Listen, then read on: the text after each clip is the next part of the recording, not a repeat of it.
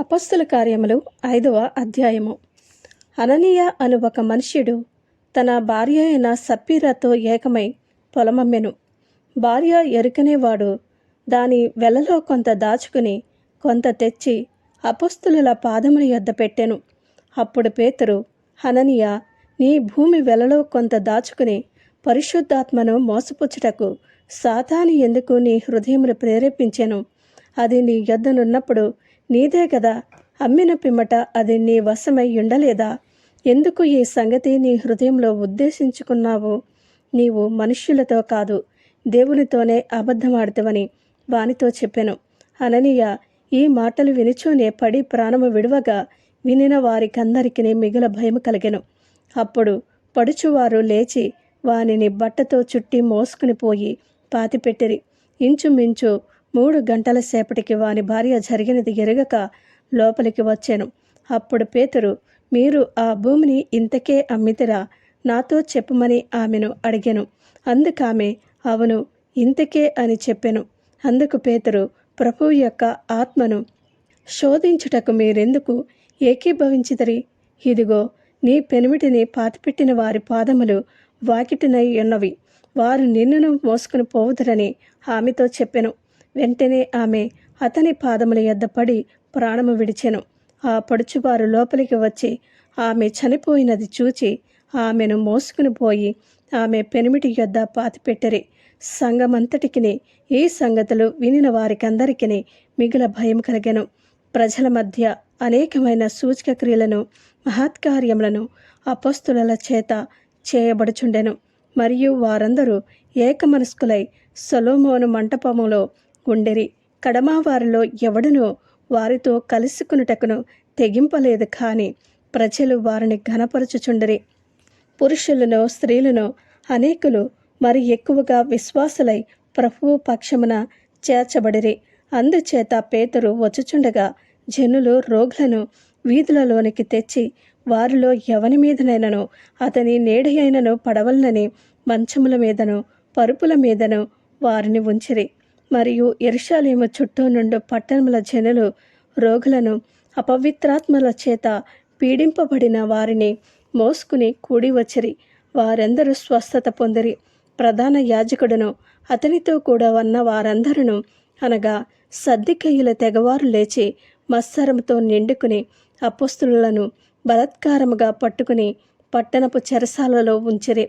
అయితే ప్రభువు దూత రాత్రివేళ ఆ చెరసాల తలుపులు తీసి వారిని వెలుపలికి తీసుకుని వచ్చి, మీరు వెళ్ళి దేవాలయంలో నిలువబడి ఈ జీవమును గూర్చిన మాటలనియు ప్రజలతో చెప్పుడని వారితో అనెను. వారా మాట విని తెల్లవారుగానే దేవాలయంలోనికి వెళ్ళి బోధించుచుండిరి. ప్రధాన యాజకుడును అతనితో కూడనున్న వారును వచ్చి మహాసభ వారిని ఇశ్రాయేలీల పెద్దలనందరినీ పిలువనంపించి వారిని తోడుకుని రండని బంట్రౌతులను చెరసాలకు పంపిరి.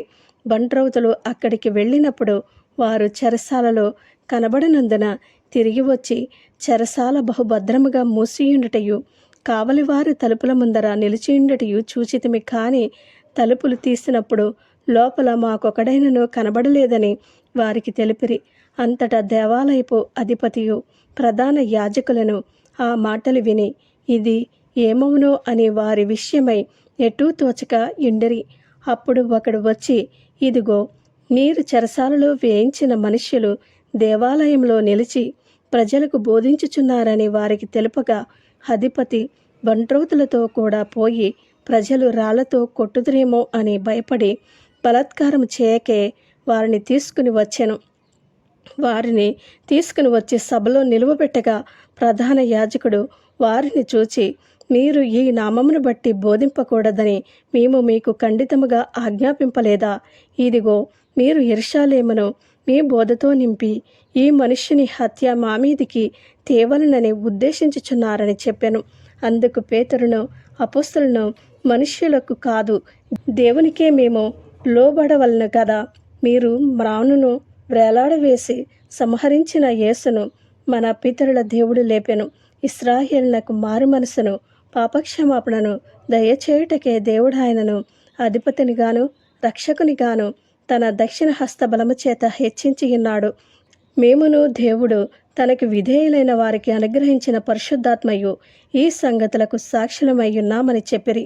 వారు ఈ మాట విని అత్యాగ్రహము తెచ్చుకుని వీరిని చంపనుద్దేశించగా సమస్త ప్రజల వలన ఘనత నొందిన వాడును ధర్మశాస్త్రోపదేశకుడునైన గమాలీయేలను ఒక పరిసయ్యుడు మహాసభలో లేచి ఈ మనుష్యులను కొంతసేపు వెలుపల ఉంచుడని ఆజ్ఞాపించి వారితో ఇట్లనెను, ఇశ్రాయేలీయులారా, ఈ మనుష్యుల విషయమై మీరేమి చేయబోచున్నారో జాగ్రత్త సుమండి. ఈ దినములకు మునుపు దూత లేచి తానొక గొప్పవాడనని చెప్పుకొనెను. ఇంచుమించు 300 మంది మనుష్యులు వానితో కలుసుకొనిరి. వాడు చంపబడెను. వానికి లోబడిన వారందరూ చెదరి వ్యర్థులైరి. వానికి తరువాత జనసంఖ్య దినములలో గలిలీయుడైన యూదా అను ఒకడు వచ్చి ప్రజలను తనతో కూడా తిరుగుబాటు చేయ ప్రేరేపించెను. వాడు కూడా నశించెను.